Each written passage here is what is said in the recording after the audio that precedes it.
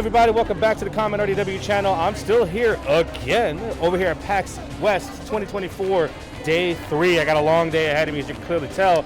But we do have a lot going on here, and this is something that actually caught my eye. So shout out to Gina for showing me this too with Azoove. I'm here with Daniel with their game coming out. Actually, it's actually already out, if I'm right. It is, yeah. We're out in early access. We will be out fully in early 25. Nice, nice. Yeah, so we got some really cool ideas going on, but I don't know enough about the game. I'm going to let the main man himself talk about it. So why don't you introduce yourself to the crowd? Yeah, so Azoove is a co-op card game that is taking place in the Azoove Desert, a fantasy world where you need to traverse and survive the desert for 10 days in order to return a book to the library. The book is inhabited by this fiend of fortune that's messing with you the whole way, kind of like Oregon Trail, throwing misfortune at you, trying to stop you on your tracks. Your job together is to work to maintain and manage the resources to survive and win. The main interesting mechanic about the game is that you have limited information in the sense that each player has their own hand of cards, and for half the turn you don't get to talk to each other and exchange what you have in your hands. Instead, you only get to pass one card to each other and get to play your actions separately, silently. Both actions resolve at the same time, making you able to celebrate together or get mad at each other. Out of the help or harm. I totally get it. The limited communication also protects from the commander problem, which is a problem in game design where without limited information, an experienced player can play for everyone at the table, taking agency away from everyone. In Azoove, that is designed to not happen or happen less. Interesting. That's definitely a really nice way of going about it, where it's like you're giving more power to the player per se, where it's like no, like you said, there was no like leader to kind of carry everybody across the adventure. It's like, hey, look, your decisions matter, and these kind of things help give more agency to the players themselves as opposed to like a game master kind of Yeah, situation. so in game design, there's this well-known cursed problem that any turn-based open information co-op game will have, where someone can play for everyone. Yeah. And you can't solve it. It's unsolvable. The only way to avoid the commander problem, or in American quarterbacking problem, is that you limit information or make the game real time. In a game like League of Legends, you do not have time to play for everyone because there's so much going on. It's so fast. Or in a game like, let's say a co-op game like Castle Crashers, everything's happening all the time, you can't play for everyone. But in a turn-based game, like say, I don't have a good example. Let's say you're playing, I don't know, Baldur's Gate together. Yeah. You can have someone playing for someone else saying, oh, you should cast a fireball on that monster. And they'll do it, and there's nothing stopping you from basically playing for everyone, especially in turn-based combat. When it's running around the map, it's not. But anyway, to my point, it was a specific thing I wanted to do for this game, where I wanted to cut the communication to allow for this agency thing. It also seems to be a really good tension release mechanism, where it gets really exciting when everything resolves, and then you get into a cycle where at the start of the day we feel, oh, we're doomed, this is so bad, oh, we have no chance. You draw the cards, you play, it resolves, oh, actually we might make it. You end the turn, you draw another misfortune, oh, actually we're doomed. You know, that sounds like any other like time playing D&D with friends, where it's like, all right, well, who's gonna mess up this time? So going off of that, what inspired this game? Because this is definitely a unique take on this kind of formula of like a co-op based adventure experience. You're absolutely right. This game was inspired by a D&D campaign I ran with my friends as they were crossing the desert, and we were hitting them with various problems. It was also inspired by the board game Ravine. It was inspired by the video game Oregon Trail. Yeah. It was inspired also by Frostpunk to some extent. I wanted to simulate the kind of descent to inevitable doom unless you can barely survive feeling. And I think it does it pretty well, where generally the state of the game degrades slowly until you lose. And a sign of a good player is that you're able to make it degrade slower enough or slow enough that the game ends with you winning and surviving for the whole 10 days. So basically a good, well-balanced team that's like makes the right choices can like slowly either delay the inevitable or like achieve victory and like complete their goal versus like, okay, with the random elements that are thrown in, like enough misfortune will just cause you to fail. There could be rare instances where you lose strictly on random drawing cards. Yeah. The game is designed as a board game. It is a digital board game, and luck plays a role.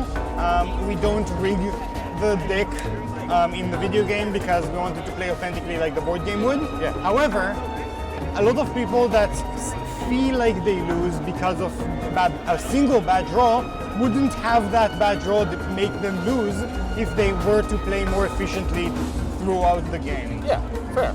And then speaking of the board game, kind of like a chicken or the egg situation, what came first? The board game idea, the game, or was it at the same time? That's a great question.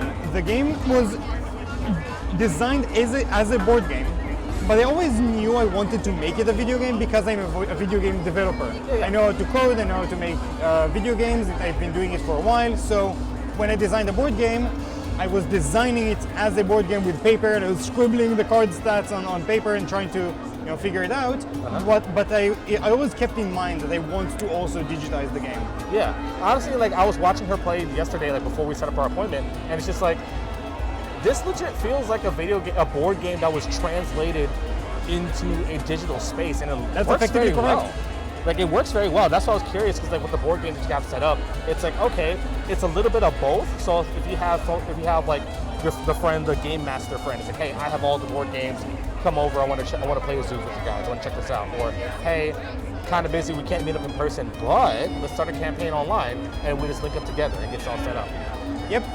So the thought process is that making the game like very social in nature, having people have to read their friends' minds and have trust in each other. Oh yeah, I pass you a card, please play it, please.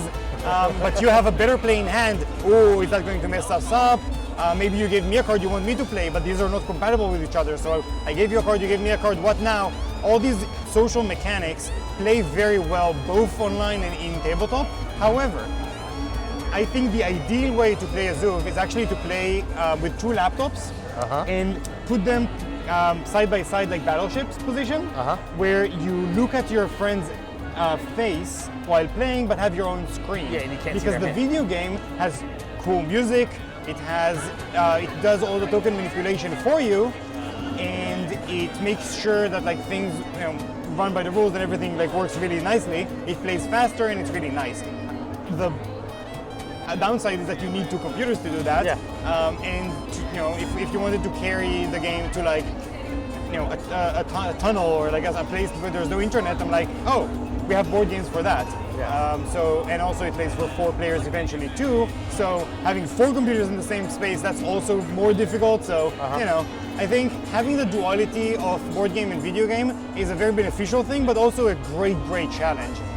It doesn't let me do a lot of the video game mechanics that you might want to do, like easy like effects that shuffle your deck, or find a specific card in your deck, pull it out and shuffle the deck. Yeah. Because in the board game it becomes so tedious to keep shuffling and then this and that.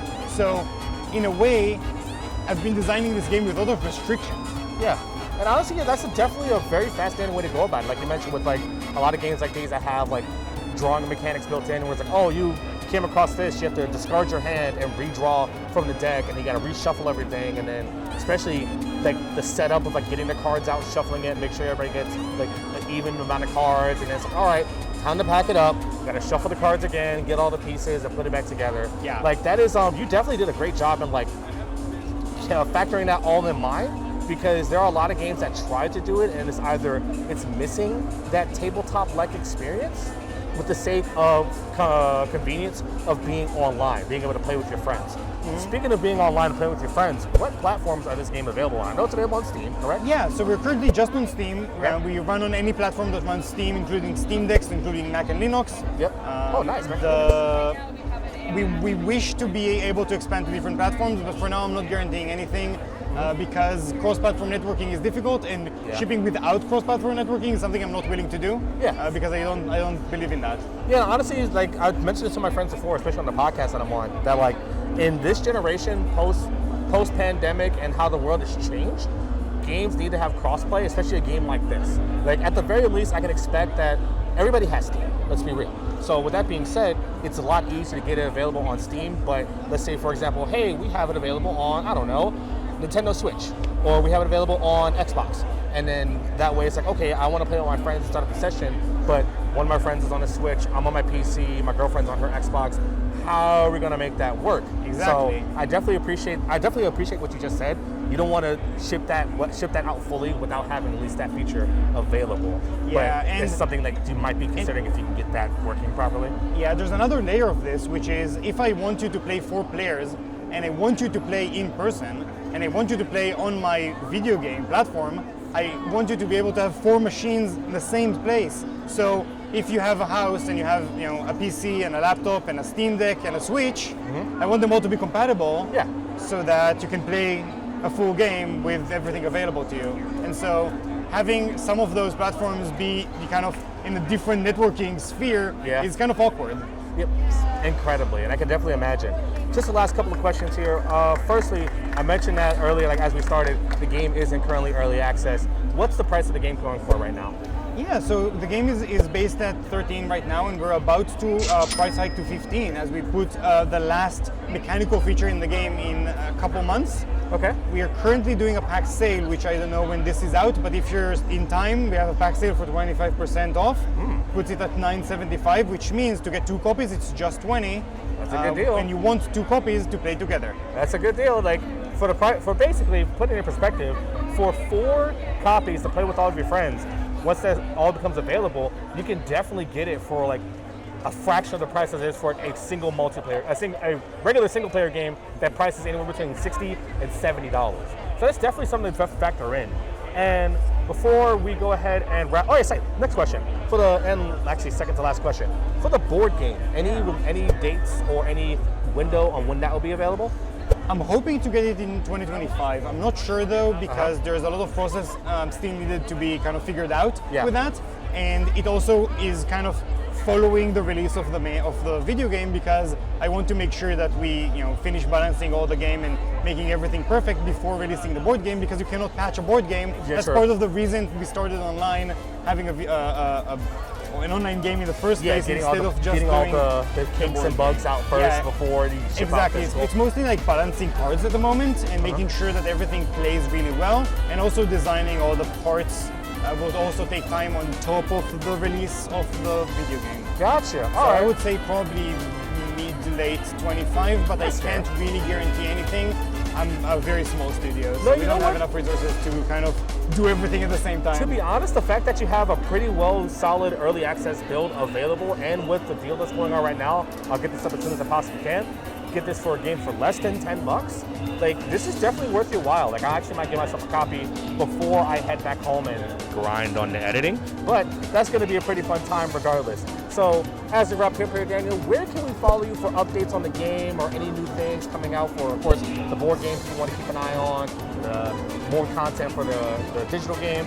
Where can we find you? What socials do you have? Well, we have most of the platforms, but I think the right way to go about this is to join our Discord community to kind of give feedback and get information and do everything like that. We're also on Twitter X for most of the kind of standard announcements if you want to follow there. Okay, sounds good. Well, thanks so much for everybody for tuning in. This is AG Tech over here at ConMenRDW, talking over here with Daniel with his game Azoove. Definitely check it out if you really love the tabletop scene.